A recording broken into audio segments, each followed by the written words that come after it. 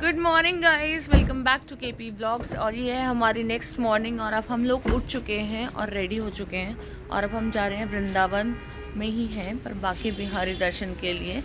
सुबह का टाइम है, 7:30 बज रहे हैं और होपफुली हमें खाली खाली दर्शन हो जाएंगे, ज़्यादा भीड़ नहीं मिलेगी। और देखो यहाँ मम्मी भी रेडी है हमारी। बोलो राधे राधे। राधे राधे। कहाँ जा रहे हैं हम जा रहे हैं बांके बिहारी जी से मिलने। श्री बांके बिहारी लाल गोपाल मन रख ले अपने शरणन में। और ये है हमारे काशू जो भाग गए हैं फिर से। देखिए इसको नहीं होना। मैं आपको सुबह सुबह सूर्य के दर्शन कराती हूँ। देखिए वो देखो, 1 मिनट, ये देखो आप, कितना अच्छा सूरज दिख रहा है। दिल्ली में तो पोल्यूशन की वजह से दिखता भी नहीं है कभी कभी। और ये एक बेसिकली सोसाइटी है, इसका नाम है कृष्णा निवास और इन्होंने इसको कुछ फ्लैट्स को होटल में कन्वर्ट कर रखा है जो है स्टूडियो अपार्टमेंट। काफ़ी अच्छे रूम्स थे और काफ़ी कंफर्टेबल हमारा स्टे रहा। तो अब हम आपको मिलेंगे कुछ ही देर में बिहारी के लिए। राधे राधे। तो हम लोग रेडी होकर निकले बांके बिहारी दर्शन के लिए सुबह 8 बजे, क्योंकि श्रृंगार आरती का समय था 8:45। हमें श्रृंगार आरती देखनी थी तो हम लोग अपनी कार को पार्क करके निकल गए ई रिक्शा से। ई रिक्शा से जाना ज़्यादा बेटर है क्योंकि आगे आपको कार की पार्किंग नहीं मिलती है। तो मैं भी आप लोगों को यही सजेस्ट करूँगी, जब भी आप लोग बांके बिहारी जाएं अपनी कार को लगा दें पार्किंग में या होटल में ही, और वहाँ से आप ले लें ई रिक्शा, क्योंकि अंदर गाड़ियाँ जाती नहीं हैं और नियरेस्ट कार पार्किंग आपके लिए ज़्यादा अच्छा रहेगा। तो फाइनली हम भी मुशक्क़त करते हुए पहुँचे बांके बिहारी के मेन गेट तक। सारे रास्ते इन लोगों ने बंद कर रखे थे क्योंकि मोदी जी और योगी जी आ रहे थे, कोई विज़िट था उनका। तो इस चक्कर में सारे रास्ते बंद थे, हर जगह नो एंट्री और बैरिकेड्स लगा रखे थे। बट फाइनली करते कुराते हम लोग मेन एंट्री गेट के पास तक रिक्शे वाले भैया ने हमें छोड़ दिया। और यहाँ देखिए लोगों की सैलाब आपको यहीं से दिखना शुरू हो जाएगा। काफ़ी भीड़ थी उस दिन भी, तो थोड़ा सा डर भी लग रहा था क्योंकि काफ़ी केसेस हम सुन चुके हैं स्टैम्पीड वगैरह के। बट बांके बिहारी हैं तो भीड़ तो होगी, इतनी आसानी से दर्शन तो नहीं देंगे। बांके बिहारी के दर्शन करने हैं तो धक्का मुक्की और मेहनत तो करनी पड़ेगी। तो हम लोग भी मेहनत करते हुए किसी तरीके से मेन गेट तक पहुँचे। रिक्शे वाले भैया ने हमें बता दिया था कि ये आपका मेन एंट्री गेट है, यहाँ से आपको अंदर जाना है। मैं काफ़ी बार बांके बिहारी जा चुकी हूँ बट ये भैया भाभी के साथ हम लोग फ़र्स्ट टाइम गए थे, मतलब मैं फ़र्स्ट टाइम गई थी। तो हम लोग भी चल पड़े बच्चों को साथ लेके और अंदर जाती है आप देखो कितने भीड़ आपको दिखनी शुरू हो जाएगी। आगे चल के हमने एक शॉप पे अपने जूते चप्पल का व्यवस्था करी, वहाँ पे हमने अपने जूते चप्पल रखे और फिर हम लोग आगे दर्शन के लिए निकले। वृंदावन का सबसे प्रसिद्ध मंदिर है श्री बांके बिहारी मंदिर, जिसकी स्थापना तानसेन जी के गुरु श्री हरिदास जी ने की थी। बांके बिहारी जी की मूल रूप से पूजा की जाती है निधिवन में और बांके बिहारी मंदिर में श्री कृष्ण को बाल रूप में दर्शन किए जाते हैं। जैसे एक छोटे बच्चे को देखरेख की जाती है वैसे ही श्री कृष्ण जी की देखरेख की जाती है। इसीलिए ये मंदिर गर्मियों में सुबह 8:30 बजे खुलता है और सर्दियों में 9 बजे खुलता है। जैसे एक बच्चा सुबह देर से उठता है वैसे ही ठाकुर जी भी सुबह देर से उठते हैं। बांके बिहारी मंदिर में मूल रूप से बाल रूप की सेवा की जाती है, इसीलिए मंदिर में आपको कोई घंटी या तेज़ आवाज़ की चीज़ें नहीं मिलेंगी। बांके बिहारी के दर्शन करने के बाद हम लोग बाहर निकल के, बच्चों को लगी थी भूख, उनको कुछ खिलाने पिलाने लगे और यहाँ खाना बहुत अच्छा मिलता है। आप लोग भी कभी जाएँ तो यहाँ के होटल्स में खाना ज़रूर ट्राई करें।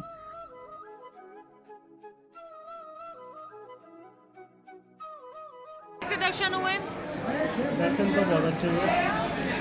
आपको आरती भी मिली आज, श्रृंगार आरती। कैसे दर्शन हुए? बोलो बांके बिहारी लाल की, बांके बिहारी लाल की। और अभी आप क्या खा रहे हो? अभी हम बेड़ी पूरी खाने का वेट कर रहे हैं, खा रही है।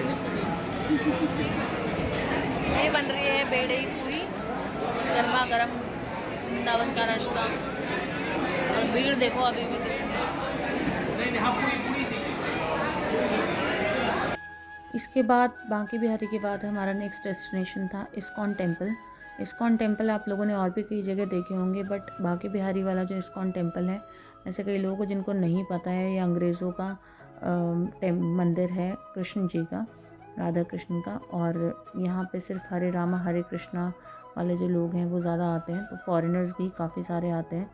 तो मतलब बड़ी अच्छी फीलिंग आती है यहाँ जाते ही। लोग बहुत मस्ती कर रहे होते हैं, खूब गाना बजाना चल रहा होता है और हरे कृष्णा का ही मंत्र ये लोग जाप कर रहे होते हैं। तो ये वाला मंदिर भी हमें देखना था, इस्कॉन टेम्पल। तो हम लोग चल पड़े और पीछे का ही रास्ता खुला था, क्योंकि आगे से वही मैंने आपको बताया मोदी जी और योगी जी आ रहे हैं तो रास्ते बंद कर रखे थे, तो बैक गेट से एंट्री दे रहे थे इस्कॉन टेम्पल में भी। तो यहाँ हम लोग बैक गेट से एंटर होते हुए इस्कॉन टेम्पल में अंदर चले गए और हमने पहले अपने वही जूते स्लीपर्स उतारे और फिर हम लोग अंदर गए इस्कॉन टेम्पल में। तो पीछे वाला रास्ता भी काफ़ी अच्छा था, मतलब ये मैंने पहली बार देखा था, क्योंकि मैं जब भी जाती हूँ फ्रेंड से जाती हूँ। और ये थी तुलसी महारानी, इनके भी हमने दर्शन करे। देखिए कितनी सुंदर लग रही है। तो उसके बाद फिर हम लोग अंदर चले गए और बच्चे भी काफ़ी एक्साइटेड थे। थक चुके थे थोड़ा, क्योंकि सुबह सुबह उठे थे और बाकी बिहारी के दर्शन करने में बहुत ज़्यादा थकावट हो गई, क्योंकि भीड़ बहुत ज़्यादा थी, आपने देखा होगा वीडियो में। तो थोड़ा रश ज़्यादा होता है और काफ़ी पैदल भी चलना पड़ा, तो ठीक था। लेकिन हम लोग फिर अंदर गए इस्कॉन टेम्पल में और वहाँ जाते ही जो माहौल होता है, वहाँ जाते ही आपकी थकावट तो वैसे ही दूर हो जाती है।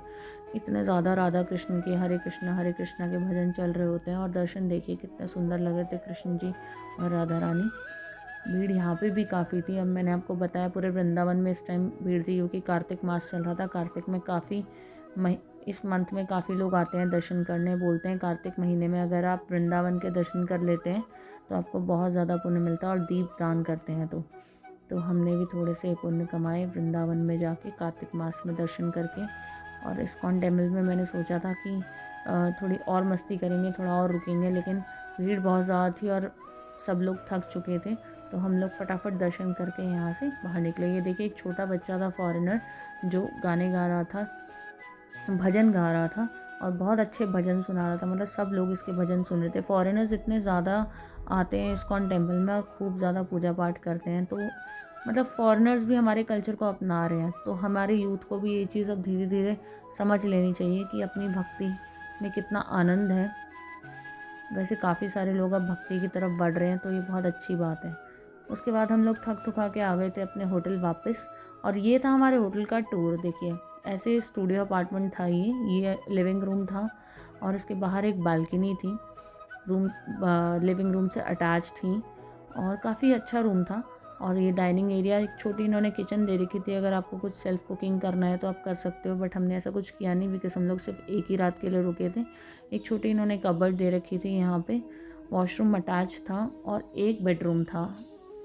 बेडरूम काफ़ी कंफर्टेबल था, अच्छा बेड था, नीट एंड क्लीन रूम था।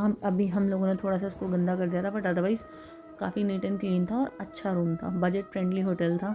कभी आप लोग जाओ तो एक कृष्णा अपार्टमेंट है, आप गूगल कर सकते हो booking.com पे भी। और ये मैं आपको बता दूँ, यहाँ पे हमें मिला रचित रोजा, मतलब हमें नहीं मिला, मेरे बेटे को और मेरे भतीजे को मिला था। उसकी गाड़ी यहाँ पे खड़ी थी, वो तो नहीं मिला, लेकिन उसकी कार हमें यहाँ पे मिली। तो बच्चे बहुत एक्साइटेड हो गए। रचित रोजा यूट्यूबर की कार देख करके उन लोगों ने इसके साथ फ़ोटोज़ क्लिक कराई। तो काफ़ी अच्छी कार थी। आई थिंक ये न्यू कार थी। इसके ब्लॉग में मैंने देखा, अपनी न्यू कार अपनी फैमिली के साथ वृंदावन दर्शन के लिए लेके आया था, BMW। तो काशू तो बहुत ही एक्साइटेड हो गया था, और टुक भी, कि रचित रोजा की कार है, मम्मा वहाँ पे खड़ी है BMW, वो न्यू कार लेके आया अपनी फैमिली के साथ। तो ये था दोस्तों वृंदावन का blog. Thank you for watching, keep liking and sharing my videos. Thank you.